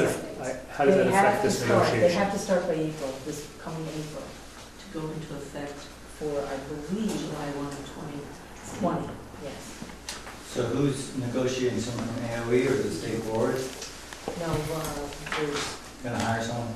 No, there's members from the unions and there's members from the administration side, school district side. And I'm not sure who they have chosen. We do know that Mike Kimball is on the state team. Not surprised, I think we should choose Jim, but, you know, I think he wants to go. Mike Campbell is on the what? state negotiation team for the NEA for the health insurance benefit. That's good. Okay. Can I Questions ask for Kathy? Kathy a question? Questions for Kathy? You mentioned the Me Too movement. Was that in reference to people need education, staff needs education, or what was it about? I think that it's more that it's really become a major topic of conversation. Yeah, and I think not just in Vermont and in education, but across the nation. And I'm seeing this, absolutely.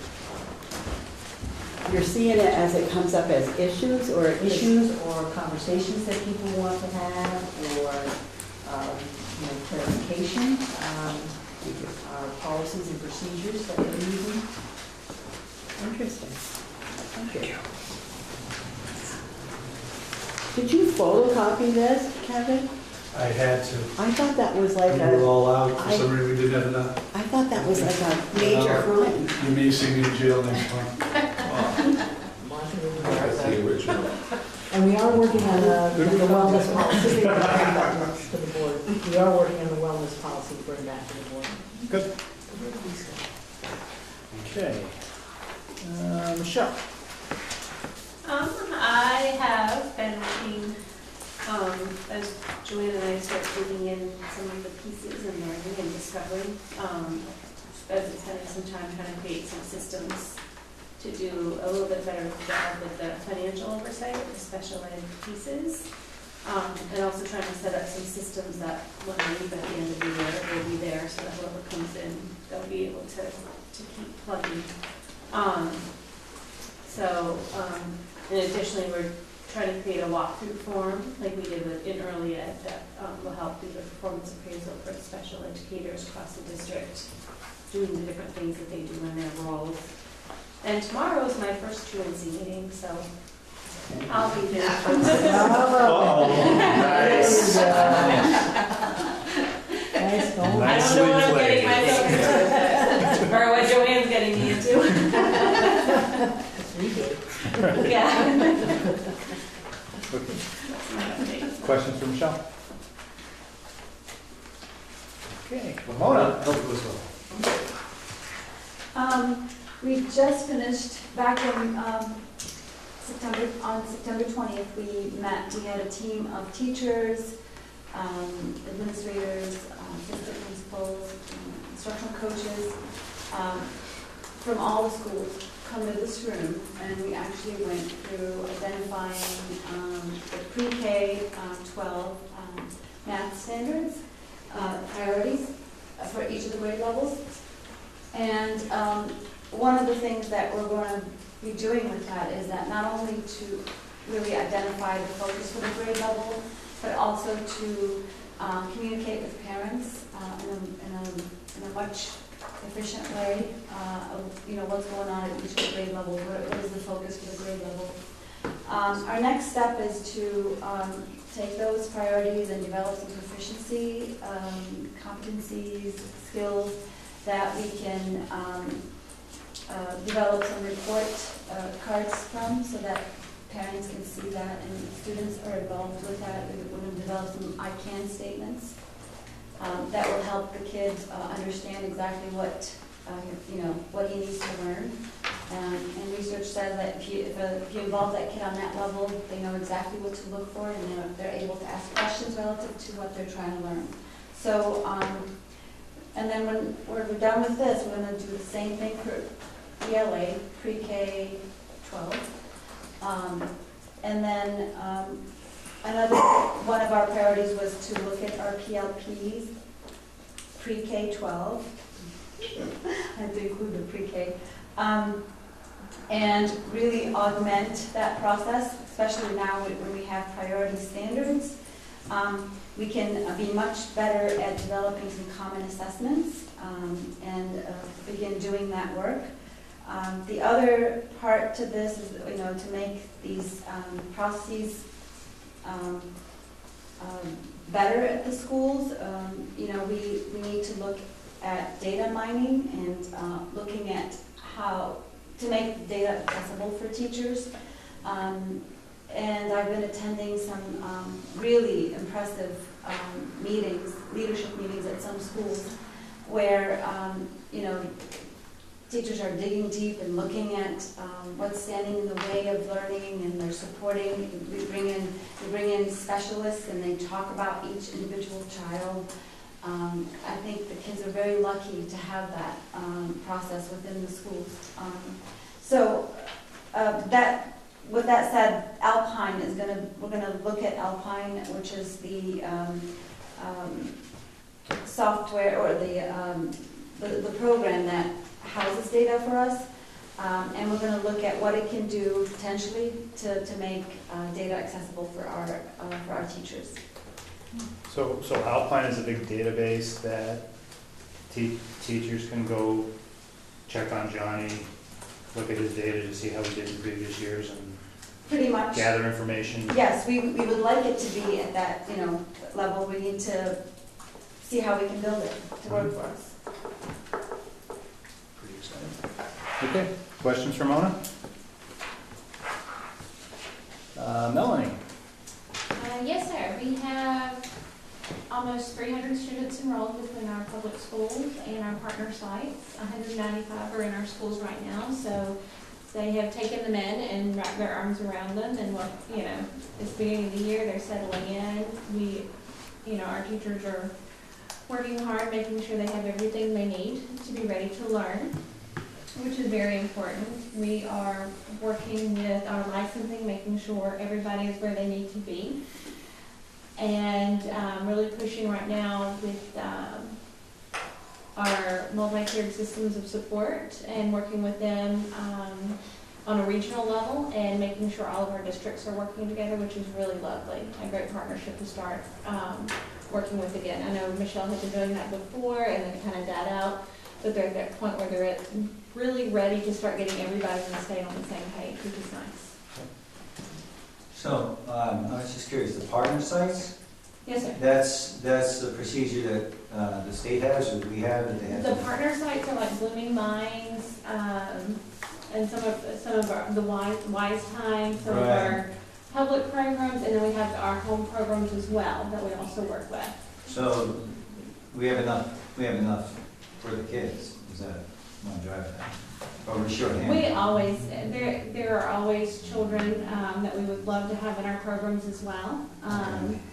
You know, and that childcare is always an issue in the state right now. I mean, and that's a very big discussion about the need. I was actually on a phone conference last night, and they were talking about, especially for home programs and opening up new home programs, they were offering some small grants for that, just to expand that capacity. So are you aware of kids who are not in our program? Are they on a list or something? Because I give you the frame of references is when my youngest was born, someone was at my door writing his name down and for early ed, 3 years down the road. And here's kind of what we're looking at with the PDG grant. That is something that is income-based. We have our part-day programs. We do not have many openings in our part-day program, especially with our 3-year-olds. In a lot of those, I mean, people are looking for care. They prefer the full-day parts and pieces. That is really the desire, because parents work, and we want them to be able to work. And so a lot of times those go into the public setting, the private quick-day settings, so that they can have that full-day care to work. We have. And I'll tell you know, it's amazing how much they need. And if we could almost take out that income piece, I think people would be beating down the doors to get into those classrooms. I mean, there are plenty that we could put in there that don't qualify right now on the income level. So I guess I was wondering, we know how many kids are not in with us. We don't have an exact number because, like I said, that part is an income-based piece. Income-based piece, thank you for clarifying, yeah. But if we could, if that was something, in the future, I know that's a big budget piece and incorporating. Well, it was Success by 6 years ago that was doing it, right from birth. Mm-hmm. And I thought it was kind of cool because they had a number of kids that they could tell was going to each school by a certain age. So, and that went away when that program went away. So that's why I asked. Or we could fill up plenty of classrooms right now. Building Great Futures has been trying to reinstate the welcome baby program. Mm-hmm. Who has? Building Great Futures, which is kind of what Success by 6 moved into, but with more centralization than Success by 6 used to be very local community. I just thought it was a good idea. It was a good idea just for the educational reasons, but also for knowing how many kids are going to be in school. Yeah, like a child mind piece. So yeah, thank you. Any other questions? Thanks, Melanie. Joanne? Well, I am in the middle of creating the what's called the service plan, which is a special education budget for next year. And so, thank God for Martha, Magic Martha, and her math. She's been very helpful to me. It's very complicated. It's many pages, and it's a lot of information that has to be collected in terms of what was spent this year, and then projecting what we're going to spend next year. And it's tricky because we have no control over the kids who move into the district and then move out of the district. Michelle spoke a little bit about designing some systems to enhance fiscal responsibility so that we're able to track costs at a higher level. So that's going to be a process that we're just implementing. So it's been a little tricky balancing that piece. It's due October 15th with all the meeting requests in the schools.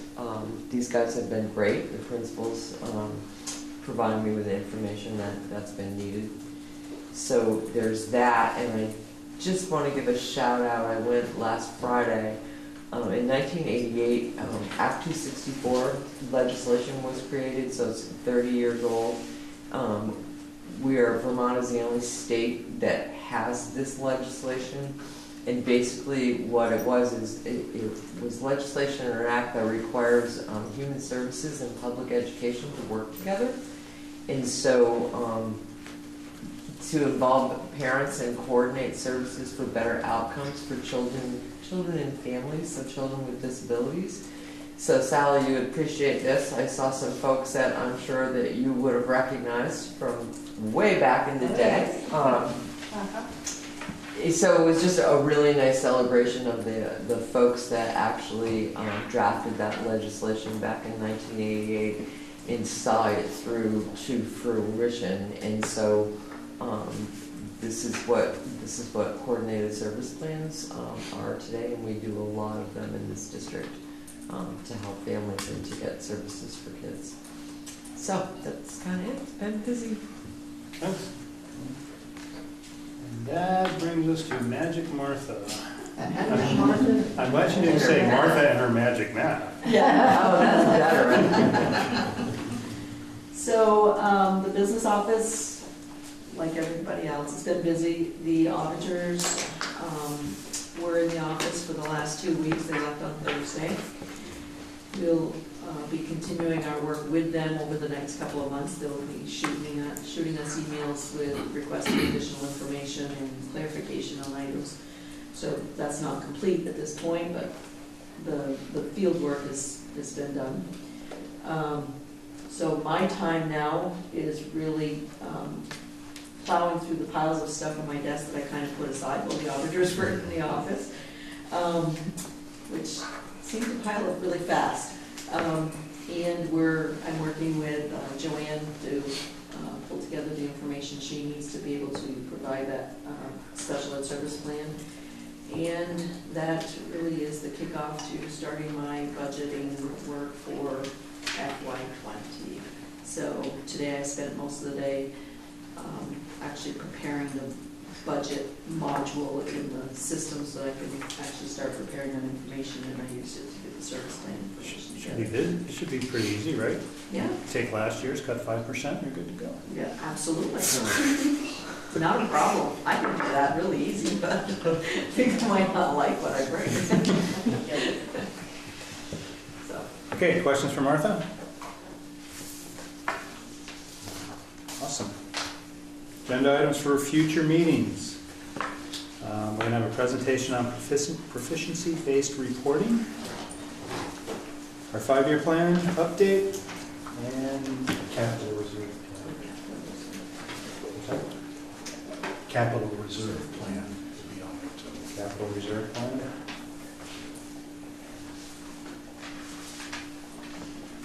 Negotiations update.